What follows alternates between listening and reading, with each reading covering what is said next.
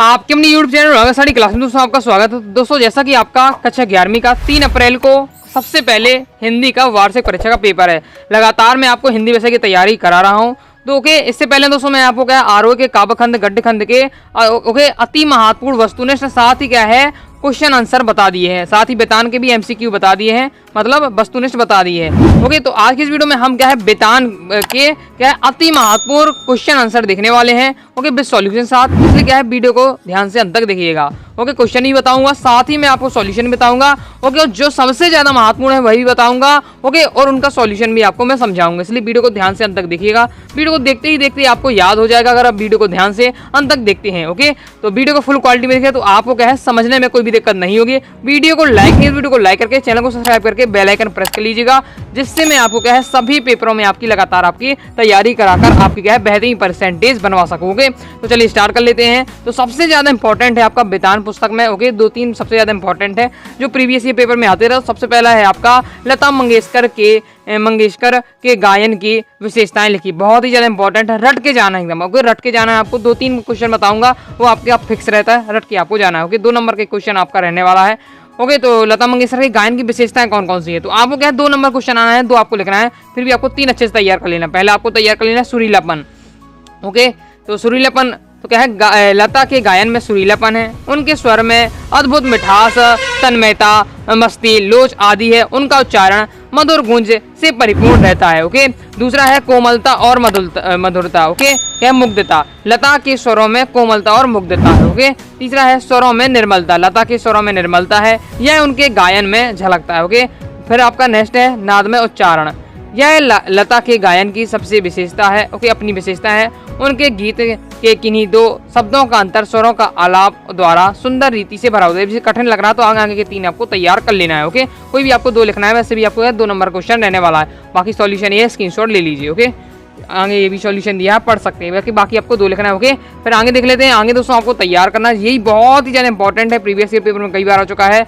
लता के मंगेशकर की गायन की विशेषताएं और शास्त्रीय संगीत और चित्रपट संगीत में क्या अंतर। ओके, बहुत ही ज्यादा इंपॉर्टेंट, तैयार कर लेना, शास्त्रीय संगीत और चित्रपट संगीत में अंतर। ओके, तो देखते पॉइंट वाइज पॉइंट दिया है, कोई भी अच्छे से 2 आपको अच्छे से आपको रट लेनी है। ओके, शास्त्रीय संगीत और चित्रपट संगीत में अंतर। ओके, पॉइंट वाइज पॉइंट दिया है, शास्त्रीय संगीत में गंभीरता अपेक्षित होती है, जबकि क्या है चित्रपट संगीत का गुणधर्म चपलता व तेज लय है। ओके, दूसरा क्या है शास्त्रीय संगीत में ताल अपने परिष्कृत रूप में पाया जाता है, जबकि चित्रपट संगीत का ताल प्राथमिक अवस्था का ताल होता है। इससे आप क्या है चाहे आप क्या है 2 पार्ट में लिख सकते हैं, जैसे अंतर लिखते हैं, या फिर आप इसी प्रकार से लिख सकते हैं। 2 आपको तैयार करना है, स्क्रीन पर आप देख सकते हैं, ले लीजिए स्क्रीनशॉट आप ले लीजिए। ओके, या आप यहाँ आगे भी देख सकते हैं, तीसरा दिया है, चौथा भी दिया है, लेकिन केवल आपको 2 अच्छे से आपको रट लेना है। ओके, ये आपका दिया है, 6 दिए हैं, तो ये आपको स्क्रीनशॉट आप इनका ले लीजिए। ओके, चलिए आगे देख लेते हैं। आगे नेक्स्ट आपको तैयार करना है, चित्रपट संगीत ने लोगों के कान बिगाड़ दिए, कुमार गंधर्व में ऐसा क्यों कहा है। ओके, तो इसका भी सॉल्यूशन आपका ये दिया हुआ है, तो उसका भी क्या है फास्ट स्क्रीनशॉट ले लीजिए। ओके,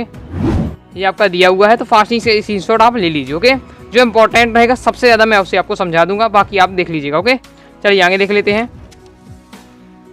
आगे है लता मंगेशकर को भारतीय गायिकाओं में बेजोड़ क्यों कहा जाता है, इंपॉर्टेंट है, तैयार कर लेना है, ये आपका दिया हुआ। ओके, तो पहले इसमें थोड़ा सा डिटेल दी गई है, फिर उनकी विशेषताएं लिख दी। अब विशेषताएं में आपको क्या है विशेषता जो आपने आगे तैयार की है लता जी की गायन की विशेषताएं, वही आपको यहाँ लिख देनी है। ओके, आगे की 2 लाइन आपको लिख देनी है, वही आपको लिख देना है। लो, आपका वही क्वेश्चन आपने तैयार किया ही होगा। ओके, लता के गायन की विशेषताएं वही इसमें आपका तैयार हो जाएगा। ओके, उसी में आपको वही आपको लिख देना है। ओके, तो आगे बस 2 लाइन आपको जोड़ देनी है, तो आप देख सकते हैं वही आपका लिखा हुआ पूरा। ओके, पॉइंट 1 की फिर दोबारा उनकी विशेषता आपकी बता दी गई। ओके, आगे देख लेते हैं।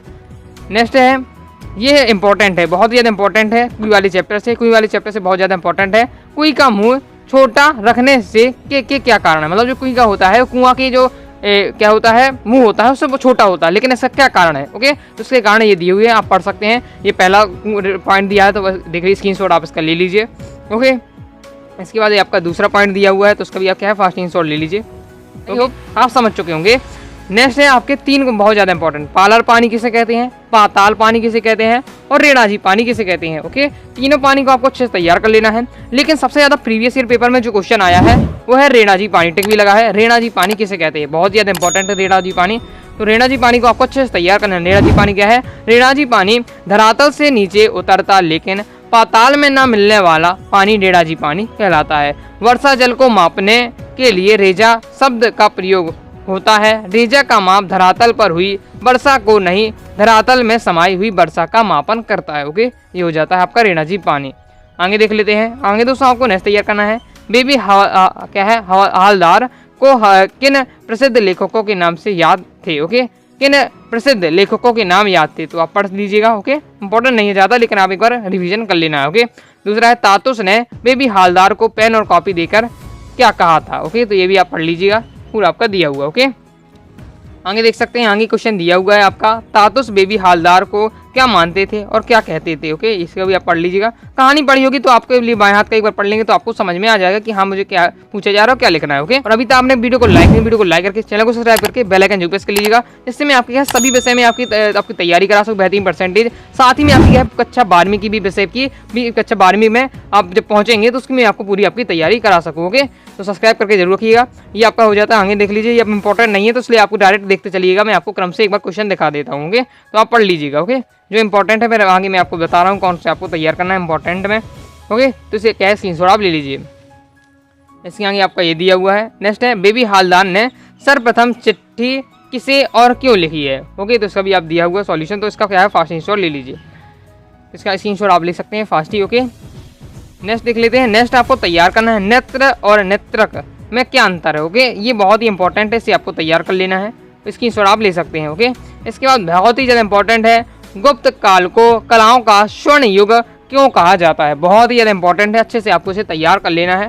ओके, स्क्रीनशॉट आप इसका फास्ट ही। चलिए आगे देख लेते हैं। आगे है भारतीय कलाओं का विस्तार विश्व के किन किन देशों में दिखाई पड़ता है। ओके, तो कौन कौन देश के, इंडोनेशिया में आपका दिखाई पड़ता है और कहाँ दिखाई पड़ता है, जावा, वाली और फिलिपाइन दक्षिण पूर्वी एशिया में दिखाई पड़ता है। ओके, नेक्स्ट आपको तैयार कर लेना है कौन सा, नृत्य कला का संबंध जीवन से किन किन घटनाओं से संबंधित है। ओके, तो इसे भी आप पढ़ लेंगे तो आपसे बन जाएगा। ओके, एक बार पढ़ लेना बस है, तो इसमें आपको पढ़ने बस के लिए सजेस्ट कर रहा हूँ, क्योंकि जो इंपॉर्टेंट तो मैंने आपको बता दिया 5 से 6 इंपॉर्टेंट है पूरे बेतान में, उन्हीं में से लगभग हमेशा आते हैं, इसलिए मैं आपको पहले ही बता दिया है। ओके, आगे क्वेश्चन जो बताए थे वही आपको तैयार अच्छे से कर लेना है, बाकी ने आप पढ़ लेना है। ओके, नेक्स्ट है भारतीय नृत्य को सबसे आकर्षक क्यों रूप में आकर्षक रूप क्या है। ओके, तो इसे भी आप देख लीजिएगा। नेक्स्ट आपको अपन लास्ट में तैयार करना है, फिर आपके लॉन्ग वाले हो जाते हैं, और लॉन्ग आपका आना नहीं है क्योंकि आपको 2 नंबर केवल एक क्वेश्चन आपसे पूछा जाना है। ओके, नेक्स्ट आपको तैयार करना है राजस्थान में कुएं किसे कहते हैं। राजस्थान में कुएं छोटे कुएं क्यों कहते हैं। यह कुएं का स्त्रीलिंग रूप है। यह छोटी केवल व्यास में होती है, गहराई में कुएं से कम नहीं होती, मतलब कुएं के समान गहराई होती है, लेकिन जो कुएं का व्यास होता है वो कुएं का क्या है छोटा होता है, कुएं का जबकि बड़ा होता है। ओके, तो ये आपके क्या है बहुत ही ज़्यादा इंपॉर्टेंट है वेदांत के। ओके, शुरू में जो मैंने क्वेश्चन आपको बताए हैं लता जी की गायन की विशेषताएं। ओके, शास्त्रीय संगीत और चित्रपट संगीत में अंतर प्रीवियस ईयर पेपर कई बार आ चुका है, क्योंकि आप क्वेश्चन देख सकते हैं। मैं आपको प्रीवियस ईयर पेपर के प्रोवाइड कराऊंगा टेलीग्राम पर, इसलिए टेलीग्राम को ज्वाइन कर लीजिएगा। साथ ही क्या इंस्टाग्राम में फॉलो कर लीजिएगा, और अपने क्या है प्ले स्टोर से अनुराग स्टडी क्लासेस की ऐप को भी डाउनलोड कर लीजिएगा, वहाँ भी आपको मटेरियल प्रोवाइड करा दूंगा। ओके, तो वीडियो पसंद है वीडियो को लाइक जरूर करिएगा। ओके, तो मिलते हैं नेक्स्ट वीडियो में, तब तक के लिए बाय बाय।